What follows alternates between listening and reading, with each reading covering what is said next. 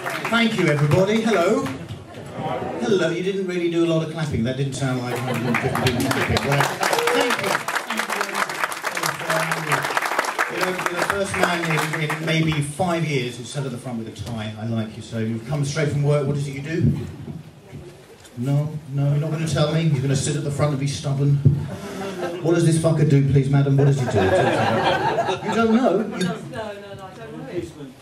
know. Really?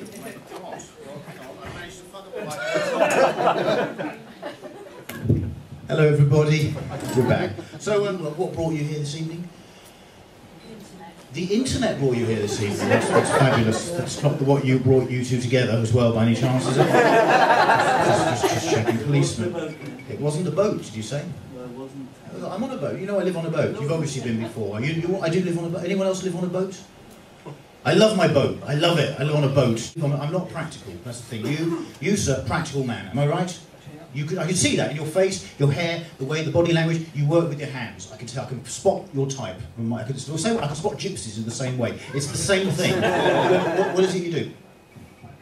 A carpenter, beautiful. I wish I could do. I'm not practical. I'm on a boat. Broke my TV aerial recently. I was going under a bridge and I forgot to take the aerial down, and then I had to get a new aerial. I go to Maplin's. There's a box. It says on the box, easy to assemble. I get it back to the boat. I open the box. 500 pieces of metal and screws fall out onto the floor of my boat. I'm not like you, sir. Not a practical man. But on that occasion, very proud of myself. Very proud of how I dealt with the situation. It took me less than an hour to take every single one of those pieces of metal back to Maplin's, got a full refund. Huh?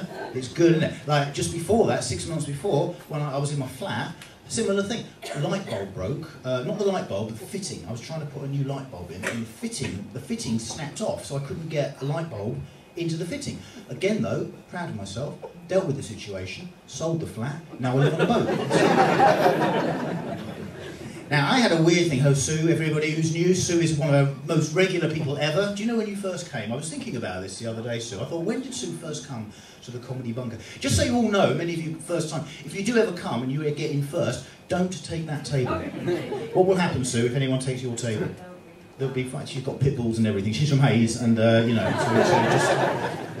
you know, you know about the thing with Hayes, don't you? With the train line. You all know about what's happening? Oh, well, just one round of applause. Here's some Ruislip-ish area. Ruislip-ish round of applause. Okay, this is what they're doing. Sue knows about this. They're going to extend the train line from Hayes, right, to join up with one of the Ruislip stations. Yeah, you know about this? It's Greg, isn't it? Do you recognise you for a minute? I used to teach Greg. I was a teacher many years ago. He was one of my students, and now you're here with a beard. A beard here. Were you in the group who... you weren't in the group that I took to see Jack D, were you? Oh, I'll talk about that in a minute. I took a class to see Jack D once in concert. Anyone ever seen Jack D in concert? It was maybe 7 or 8 years ago. He did this thing in the interval at the start of it. I had a class with me from Hayden School, which is where I taught, and it was at the Wycombe Swan. And he says in the interval, just before, he says, I'm going to leave some bits of paper on the stage. If any of you want to write a message to anybody in the audience, I'll read them out at the end. And then all the kids that I brought with me sort of looked at me and went into a huddle and then dashed to the front of the stage. And I didn't want any attention. I just wanted to be anonymous. So while the interval was happening, I sort of sneaked in. I went down to the front of the stage and I went through some of the notes and I found the one with my name on it. And I put it in my pocket and I started to walk away. And to this day, I don't know why I did this. Suddenly I stopped and I just thought, no, I'm not going to leave it at that. I'm going to write a message of my own. And I went back and I picked up a pen and this is what I wrote. I wrote, to the students at Hayden School, your message to me has not been read out because it's in my pocket. Better luck next time, Mr. Sanders. And I sat down and the show restarted and immediately I regretted what I'd done because the whole point of me taking that bit of paper and putting it in my pocket is I hadn't wanted any attention. And at the end of the show, he comes out for the encore, he starts reading out all these other messages, and to my horror, every other message, it was anonymous. No one had put their name. And he said it was the last one. He goes, oh, I've got one from a teacher. It says, to the students at Hayden School, your message to me has not been read out because it's in my pocket. Better luck next time, says Mr. Sanders. Well, well, well, what a smug cunt he sounds like. In your pocket, is it, Mr. Sands? Here in your pocket. At that point, he puts his hand into his jacket, pulls out about 18 other bits of paper. Which one shall we read out? We'll go for this one, shall we? To Mr. Sanders, from your students, would you please stop wanking in the stationery cupboard?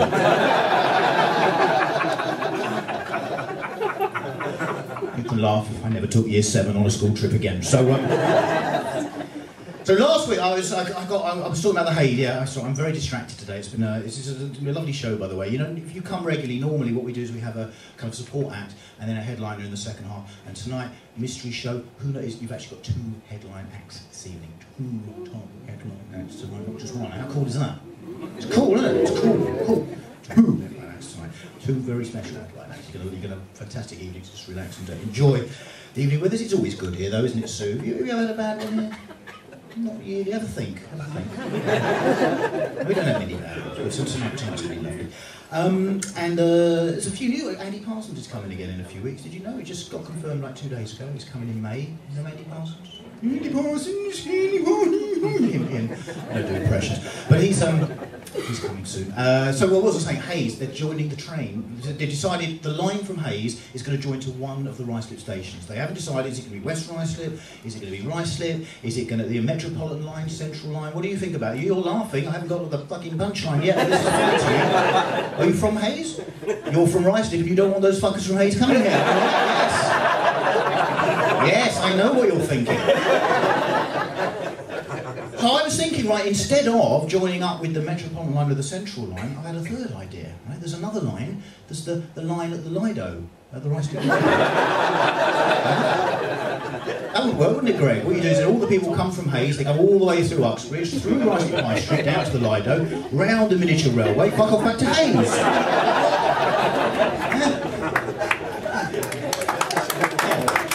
Thank you very much. I never get an applause here in the opening section. That's my first applause in 16 years in the opening section. You're a good audience, ladies and gentlemen. So what I wanted to share was last week I did go to Hays, though. I went to see Derek Acora at the Met Theatre. That seems to be affecting you a little more than it should do, sir. Have you ever seen Derek Acora? No. Are you okay then? You're right. You're okay. You're actually dying. It was the reaction wasn't he? Okay. I went to see him. You all know Derek Acora, the clairvoyant, right? He picked on me during the show. He picked on me, not in a psychic way. I'm sitting on the end of the row. He comes off the stage and he starts talking to a woman 2 rows behind, finishes talking to her, and then suddenly he said this. He broke into this little speech. He goes, well, he says, you know, a lot of us clairvoyants, we get a really hard time in the press. We get a really hard time. A lot of the journalists, they say we're fake and that we're charlatans. And it's like they've got nothing better to do with their time or something. I just think it's appalling. Maybe we've got some journalists here tonight. And then he looked right at me and he went, you're not one, are you? Now, hindsight's a wonderful thing. What I wish I'd said was, bloody hell, how did you know? Have you been talking to Grandma? Because he would have gone, well, yes I have actually, yes I have. And then I would have said, gosh, because that's really interesting, because number 1, she's alive, number 2, she lives in Israel, and number 3, I didn't know you speak Hebrew. Shalom, you wanked up charlatan. That's what I said. He was making so much money. It was unbelievable. That place was packed. The Beck Theatre was packed. I saw another clairvoyant once, quite recently actually, in my local pub. She was performing to maybe 30 people, and she was brilliant. I just thought there was no justice in the world. You've got this awful... Because Derek Acora, he was crap all night. He got everything wrong. I mean, the best he could do was, was anyone here called John? It's about as good as he got, to be honest. If someone said, my name's John. Really? Do you know anyone who died? Yes, I do. They say hello. That's as good as he got. That's as good as he got. It was rubbish. It was rubbish. But this other woman, brilliant. She's playing to 30 people in my local pub. She was so specific. This is an example of what she said. At one point, she says to somebody, she says, okay, I'm talking to your mother, your recently deceased mother. She says, why have you bought cheese from Sainsbury's 3 times this week, put it in the fridge for 24 hours, and then thrown it out? I mean, that's brilliant. How specific is that? It's fantastic. And this woman couldn't even make a living. She couldn't even make a career. She was playing to such small audiences. She actually even had she had a second job in Sainsbury's.